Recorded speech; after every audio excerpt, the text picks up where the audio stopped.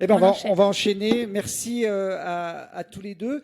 De toute façon, on va retrouver Geoffroy Roux de Bézieux tout à l'heure pour un débat qui s'annonce intéressant avec Éric Piolle, le maire de Grenoble. J'ai demandé à Patrick Artus de nous rejoindre sur scène.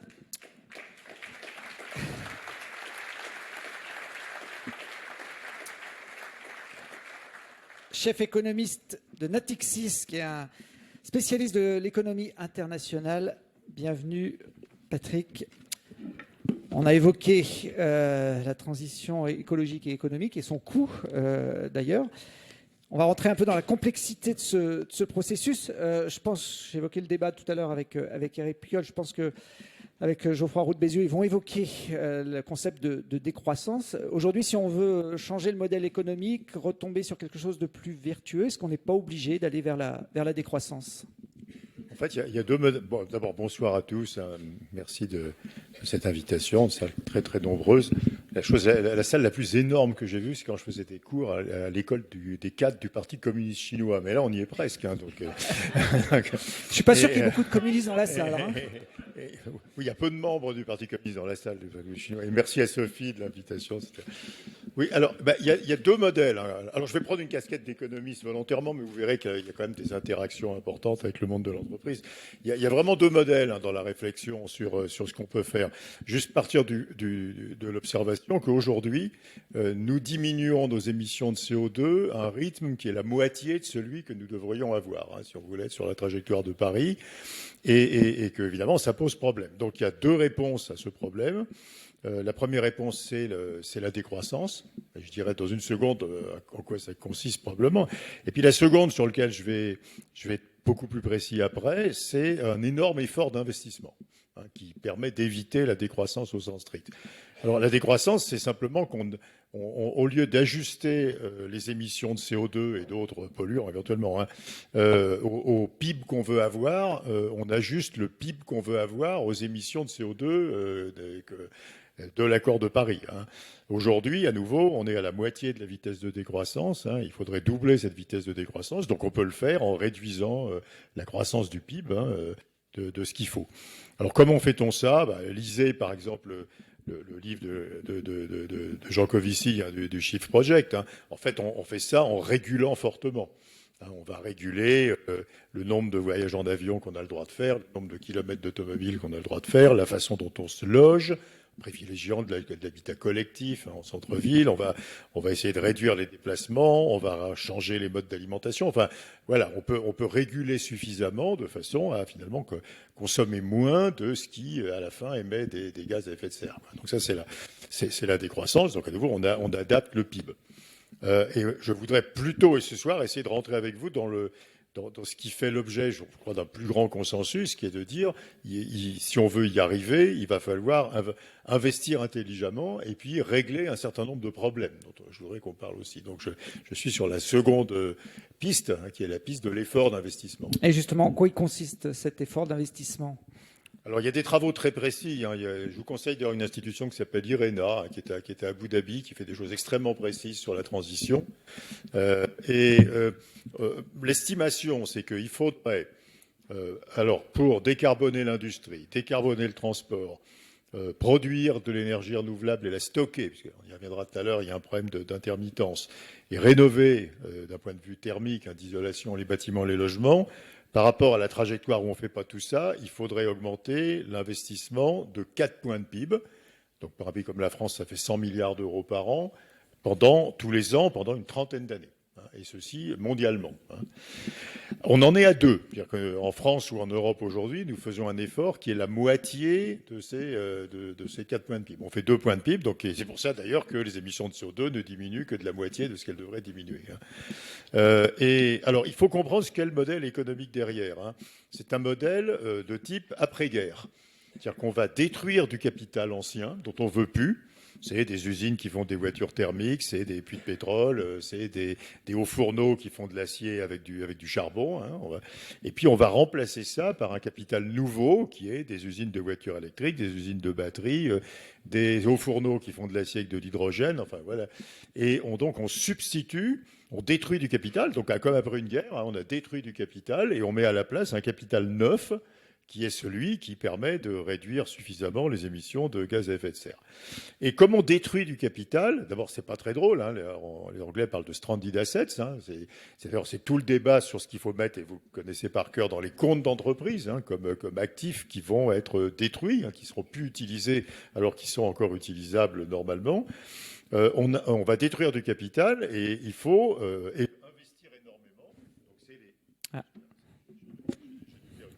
Attendez. Voilà. Non, je crois qu'il a plus de piles, je crois maintenant. Donc c'est les années 45-50, quoi. Hein. C'est-à-dire on a moins de capital parce qu'il était détruit. Et à la place, on met un capital nouveau, donc il faut énormément investir. Et comme on détruit du capital, on n'a pas plus de revenus.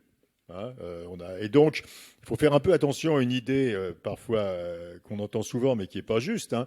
Ceci ne va pas générer un supplément de revenus, un supplément d'emplois qu'on pourrait utiliser pour investir, parce qu'on va simplement détruire du capital et en mettre un autre à la place. Donc, on n'a pas plus de revenus. Et donc, si on veut investir plus, il faut épargner plus. Et si on veut épargner plus, il faut consommer moins.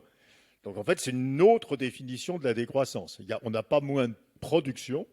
C'est pas comme ça qu'on réduit les émissions de CO2, mais la production est partagée avec plus d'investissement et moins de consommation. Alors évidemment, là-dedans, tout ce qui permet d'avoir moins de consommation sans réduire le bien-être est bienvenu. Donc l'économie circulaire est bienvenue, l'économie de la seconde main, hein, de l'occasion est bienvenue, parce que ça permet d'avoir le même bien-être en consommant moins. Hein. Et donc, voilà, donc il faut consommer beaucoup plus. Et à nouveau, il nous manque en ce moment en France 50 milliards d'euros d'investissement par an pour être sur la bonne trajectoire. Alors, dernier point sur ce sujet, qui est vraiment là, je crois, au cœur de problématiques de beaucoup d'entreprises, c'est que beaucoup de ces investissements, pas tous, hein, mais beaucoup de ces investissements ont des rentabilités financières très faibles. Quand vous transformez un haut fourneau au coke, hein, au charbon, en un haut fourneau à l'hydrogène, à la fin, vous fabriquez la même quantité d'acier. Simplement, vous émettez plus de CO2. Mais ça ne change pas du tout les profits de l'entreprise. Alors peut-être un peu, parce que le nouveau fourneau sera un peu plus moderne, etc. Mais en fait, essentiellement, la seule rentabilité financière, c'est que l'entreprise n'a plus à s'approvisionner en droit à émettre du CO2. Quoi. Et alors, on est très très loin, il y a plein de travaux d'économistes qui sont assez intéressants à regarder, on est très loin du prix du CO2 qui ferait que ne plus émettre de CO2 donne la rentabilité qu'attend normalement le secteur privé d'un investissement. Si vous faites le calcul, alors ça vous intéresse, il y a des travaux de Christian Gaulier au Collège de France, vous pouvez regarder ce qu'on a fait nous dans notre banque, hein. Il faudrait un CO2 à peu près à 300 € la tonne, hein, pour que ces investissements, par l'économie de CO2, hein, génèrent la rentabilité qu'on attend d'habitude d'un investissement. Donc on en est extrêmement loin, on est à 80 €. Et donc on a un problème de comment on fait des tonnes d'investissements dont une bonne moitié, je dirais, sont peu rentables du point de vue de l'analyse habituelle de la rentabilité. Alors il y a deux pistes en fait, il y a peut-être trois pistes même. La piste 1, c'est qu'on va faire payer le consommateur, donc les entreprises vont monter leur prix pour financer le coût du capital. C'est assez peu crédible. Peut-être aux États-Unis, en Europe, il y a beaucoup de concurrence.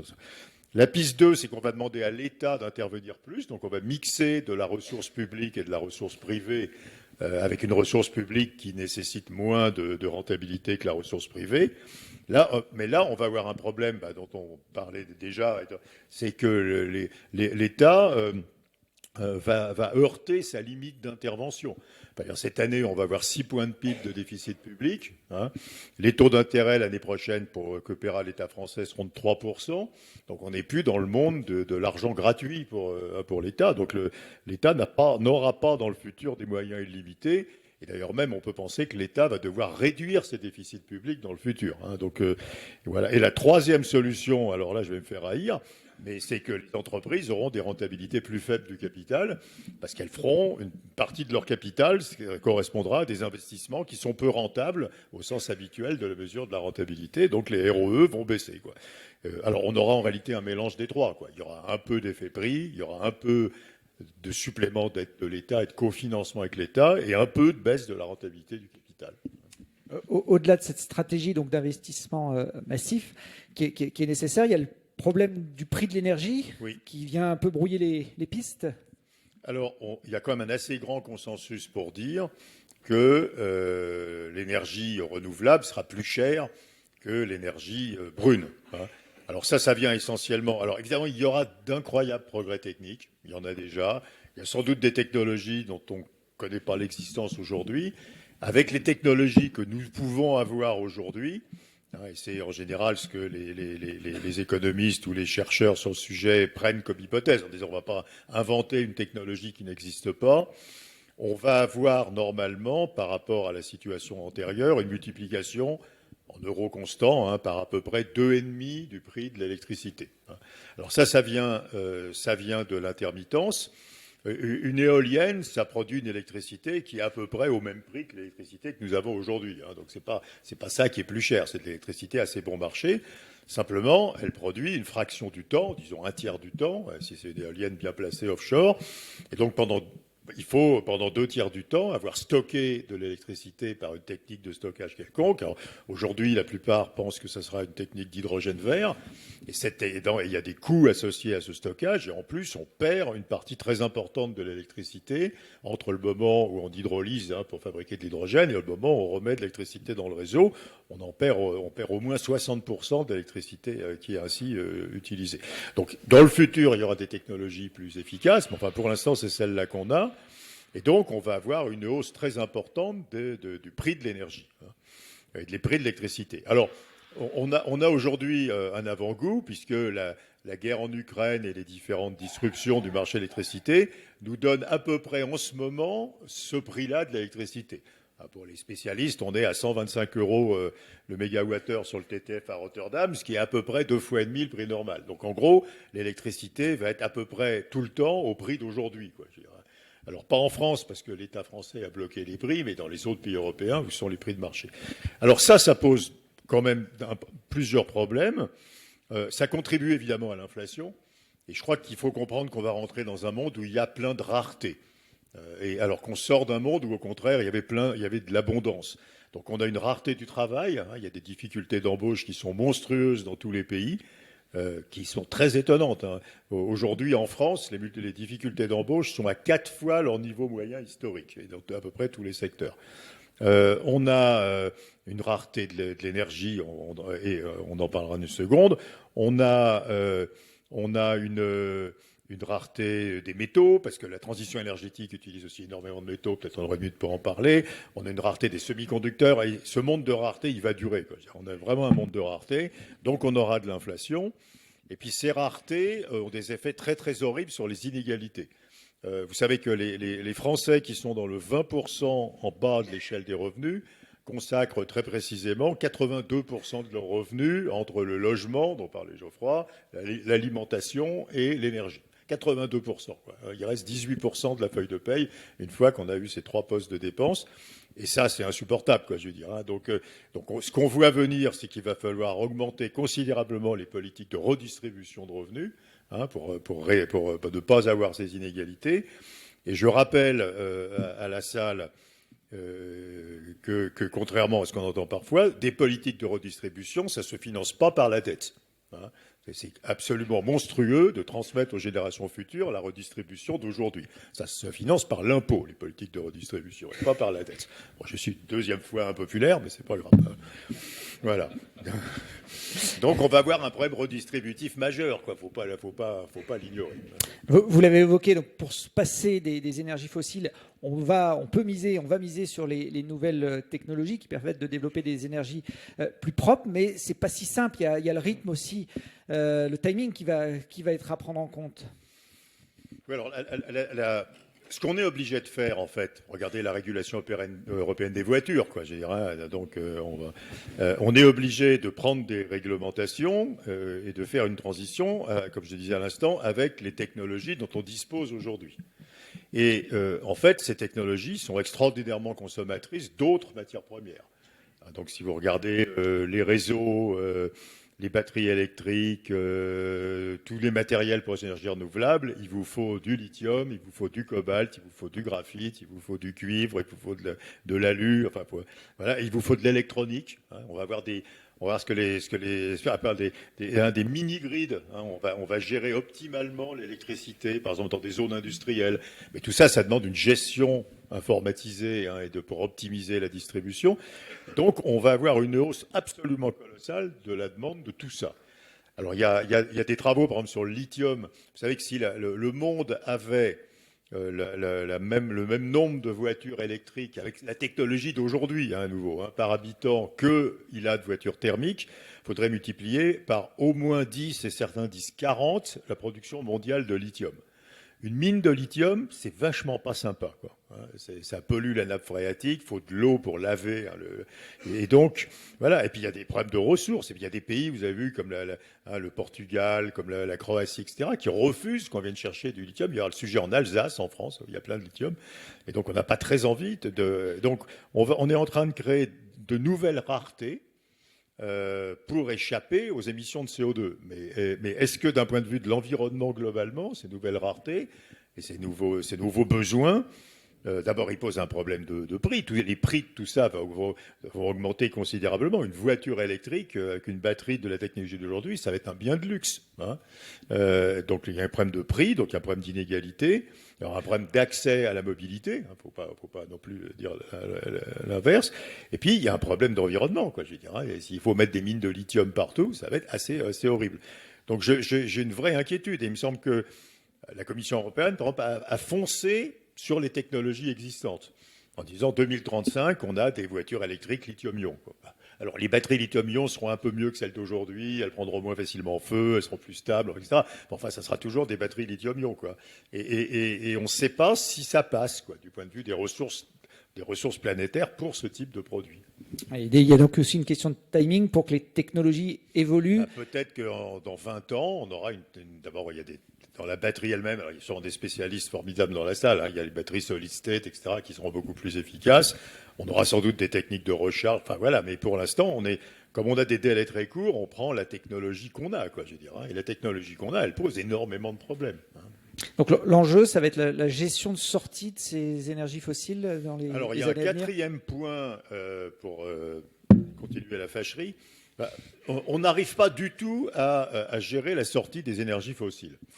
Ce qu'on sait faire, moi je suis dans la finance, la finance est extrêmement en avance en réalité. La finance est en avance sur les gouvernements, ce qui est quand même relativement rare pour qu'on le reconnaisse, sur l'arrêt du financement. Alors on dit parfois l'inverse, mais honnêtement je peux vous dire que dans toutes les institutions financières que je connais, que ce soit des banques, des fonds d'investissement, etc., il y a un arrêt extrêmement rapide de financement de toutes les énergies fossiles. Du charbon, bien sûr, mais du pétrole, du gaz, etc. Alors, plus du charbon que du pétrole et plus du pétrole que du gaz, mais même du gaz. Aujourd'hui, si vous ouvrez un fonds d'investissement, vous n'allez pas financer du gaz parce que vous n'aurez pas de clients, quoi. Donc, il y a une vraie contraction de la capacité de financer des investissements dans les fossiles.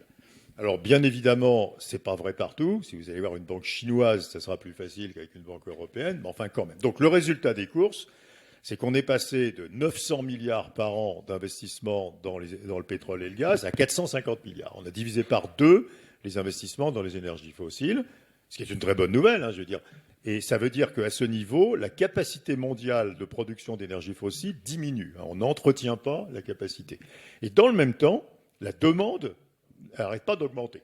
La demande de charbon cette année, c'est le record du monde historique de l'augmentation sur un an de la demande de charbon. Le gaz, c'est 3-4% par an. Le pétrole, c'est 1%. Donc la demande d'énergie fossile augmente extrêmement rapidement. Alors bien sûr, il y a la crise russe, mais quand même, c'était le cas avant la guerre en Ukraine. Et donc, ce qu'on ne sait pas faire, et ça va être absolument central dans la transition, c'est gérer parallèlement la décroissance de l'offre et la décroissance de la demande pour les énergies fossiles. Donc, il faut faire baisser. Alors, il ne s'agit pas de produire plus, il s'agit de faire baisser la demande aussi vite qu'on fait baisser l'offre. Et alors, pour ça, évidemment, c'est très compliqué. Enfin, politiquement, c'est compliqué. Il y a une technique de marché qui est à nouveau le CO2 à 300 euros la tonne. Alors là, vous êtes exactement aligné. Mais le CO2 à 300 euros la tonne, c'est presque inimaginable. Et puis après, il y a des techniques de réglementation. Enfin, ça pose énormément de problèmes. Et puis on n'est pas seul au monde. Je veux dire, il y a l'Inde, il y a l'Afrique. Donc on ne sait pas aujourd'hui faire ça. Et donc le risque que nous avons, c'est que les énergies fossiles deviennent toujours très utilisées et monstrueusement chères. Ce qui posera des problèmes aux pays plus pauvres, aux classes populaires dans nos pays occidentaux, Parce que les personnes auront toujours des voitures diesel pendant assez longtemps et le prix des carburants sera monstrueux, quoi. Quand vous voyez les spécialistes du pétrole et du gaz, hein, les gens dont c'est le métier à temps plein, c'est-à-dire, sans aucune frayeur aujourd'hui, ils évoquent des prix à $200 le baril pour le pétrole, mais l'année prochaine, quoi, je dirais pas dans 25 ans. Alors ils sont toujours trompés, donc on peut être rassuré, mais enfin on est bien dans une tendance où on a créé une rareté. Parce qu'à nouveau, c'est beaucoup plus facile de décourager les investissements que de décourager la consommation, quoi. Voilà, donc je crois qu'il va falloir qu'on arrive quand même à faire cette gestion de la sortie du fossile en maintenant des prix relativement bas des énergies fossiles. Sinon, on aura un problème social et un problème de pays pauvres, quoi, qui va être absolument affreux. Vous évoquiez l'Allemagne. Ils se posent la question, ils ont d'ailleurs réouvert certaines centrales à charbon. Est-ce que ça pourrait arriver aussi chez nous en France ? On a trois pays hier et aujourd'hui qui annonçaient qu'ils allaient développer le charbon. Hein, c'est l'Allemagne, l'Autriche et les Pays-Bas. Alors, il ne faut pas non plus paniquer parce que c'est du transitoire. Hein, c'est une réaction à la fermeture des approvisionnements de Gazprom. Hein. Donc, on peut espérer quand même que la crise russe accélère la transition, parce que quand même la bonne réponse, c'est de faire ce que je disais, c'est de passer de 50 à 100 milliards pour les énergies renouvelables, quoi. C'est de faire ce mouvement avec 50 milliards d'investissements en plus. À court terme, évidemment. Court terme, quand vous ne recevez plus de gaz, il faut que vous mettiez autre chose à la place. Le GNL, il n'y a pas une capacité illimitée donc de trouver d'autres gaz. Et donc, le charbon, c'est la solution de facilité qu'utilisent la plupart des pays, quoi. Alors, la France ne fera pas ça parce que nous, notre problème de gaz russe, il est tout petit, mais les pays d'Europe centrale vont tous faire ça, probablement. Mais à nouveau, il ne faut pas paniquer. C'est la réponse à 1 an, 2 ans. Ce n'est pas la réponse de long terme. Bon, merci Patrick Artus pour toutes ces nouvelles réjouissantes sur ce qui nous attend dans les années à venir. Alors, j'ai récupéré le micro, donc je retente ma chance. Il y a quelqu'un dans la salle qui veut... Ah, je vois Guy Sidos qui fait signe. Hop. Oui, merci Guy Sidos, président de Vicat. Merci Patrick pour cette présentation. Les entreprises sont contraintes dans leur décarbonation par le paquet Fit for 55, dans lequel il y a une mesure censée les protéger des flux de carbone, qui est le mécanisme d'ajustement carbone aux frontières. La façon dont il est anticipé, dont il est prévu, dont le fonctionnement est prévu, va-t-il, du point de vue de l'économiste, protéger les entreprises françaises ou accélérer leur disparition ? Je pense, mais je serais très intéressé par entendre la réaction des entreprises à ça. Je pense que ce qui a été décidé hier au Parlement européen est quand même assez bien fait. Hein, c'est-à-dire que d'une part, on a un délai qui est raisonnable, hein, puisque ça se passe entre 2027 et 2033, donc ça donne 10 ans. C'est une demande d'ailleurs des écologistes au Parlement, hein, que ça soit un peu la date de sortie soit un peu plus tôt que ce qui était prévu, qui était 2035. Et puis on a un mécanisme qui est assez bien fait, au sens où on aura un ajustement aux frontières qui correspond au prix interne du carbone en Europe, et que les industries concernées par le carbone perdront des allocations de carbone gratuits, puisqu'ils n'auront plus besoin d'être protégés, puisque leurs concurrents étrangers paieront le même prix du carbone, et que les industries qui ne sont pas protégées par la taxe aux frontières, elles continueront à recevoir des allocations gratuites d'émissions de CO2. C'est assez bien fait, moi je trouve, hein, le paquet qui a été fait. Alors après, il y a la question que j'évoquais avant, qui est le prix. Hein, lisez le travail tout à fait remarquable de Christian Gaulier au Collège de France sur ce que doit être le prix du CO2 pour que le signal de marché soit cohérent avec les ambitions. C'est du 200 € tout de suite, montant encore à 300 dans 10 ans, quoi. Donc on est extraordinairement loin du prix du CO2. Ça veut dire qu'on ne fera pas la transition du côté de la demande, comme je disais à l'instant, par le signal prix. On va en faire un tiers par le signal prix et les 2 autres tiers seront faits par la régulation. Bon, très bien, quoi, je dirais. Après, je voudrais quand même dire une chose ici, c'est que je ne suis pas sûr que la régulation soit politiquement et socialement plus facile à accepter que le prix. Prenez la personne qui habite dans une petite ville et qui fait 60 km par jour avec sa voiture. Dans l'hypothèse 1, signal-prix, évidemment, elle paiera extraordinairement cher son carburant. Et dans l'hypothèse 2, on lui dira, dans 5 ans, tu ne pourras pas rentrer en ville avec ta voiture et dans 10 ans, tu ne pourras pas la sortir de ton garage. Je ne sais pas ce qui est le mieux, quoi, je dirais. Donc l'idée qu'on va avoir quelque chose qui est politiquement plus facile par la régulation que par le signal-prix, qui est une idée assez répandue, je ne suis pas du tout sûr que c'est vrai, quoi. Donc, enfin, c'est l'idée qui est aujourd'hui utilisée, c'est que le signal-prix, c'est trop dur. on ne peut pas mettre le CO2 au prix qu'il faudrait, et donc on va mettre un peu de signal-prix avec du CO2 à 80 € et beaucoup de régulation pour compléter, parce qu'il faut être plus dur que ça si on veut réduire la demande de fossiles suffisamment. Ouais. Est-ce qu'il y a une autre question? On a encore... Non. Sophie, pour conclure cette partie et cet exposé de Patrick Artus. Oui, c'était super intéressant, un peu effrayant quand même, mais c'est ça la transition écologique et économique, c'est un peu effrayant et on a besoin d'avoir ces alertes pour savoir un peu où on va. On est quand même un petit peu plombé, hein. Je te cache pas que ça va pas être facile, hein. Bon, mais la transition, je te remercie Patrick de nous éclairer en tous les cas parce qu'on sait ce qui nous attend et on a les coûts, les montants et on est un peu effrayé quand même, mais de toute façon on va y arriver. Voilà. Je remercie Marjolaine, notre députée du Nord-Isère, qui est là ce soir parce qu'on a besoin des députés pour avancer sur ces projets de loi qui arrivent. Merci. Merci Patrick. Et un petit sujet un peu plus rigolo, un peu plus sympa là, parce que dans le Dauphiné, on a quand même des belles choses, on a des belles maisons. On a la chance d'avoir ce soir le patron Guillaume Blanc-L'Œil et puis le président des Ravioles Saint-Jean qui font quelque chose d'assez extraordinaire chez eux. Et du coup, j'ai invité dans ce cadre-là aussi le président du MEDEF Drôme-Isère qui est là, Patrick Gonin. Donc c'est une entreprise qui est en train de se moderniser, qui est en train d'investir 70 millions à peu près d'euros pour aller dans cette transition écologique et qui a un chiffre d'affaires qui est de 90 millions. Donc c'est complètement dingue ce qu'ils sont en train de faire. Donc je les remercie d'être là et peut-être de vous lever 2 secondes pour qu'on vous identifie si on a envie de vous parler ce soir. Et puis merci aussi du petit cadeau que vous nous offrez à la fin de l'AG qui sont ces écumoires.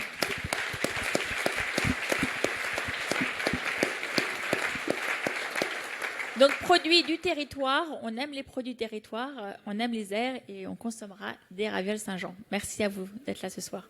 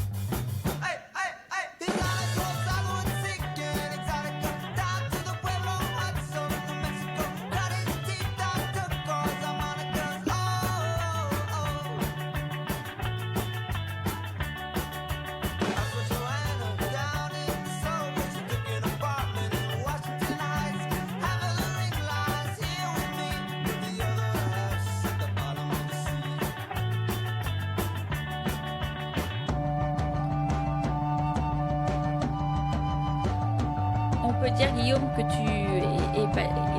et Claude, que tu construis l'usine la plus moderne dans la transition écologique. Un petit clin d'œil pour mon ami Daniel Chavon qui est là ce soir, qui représente l'UMI, et en particulier pour les brasseries Chavon qui viennent d'adhérer au MEDEF, donc je remercie.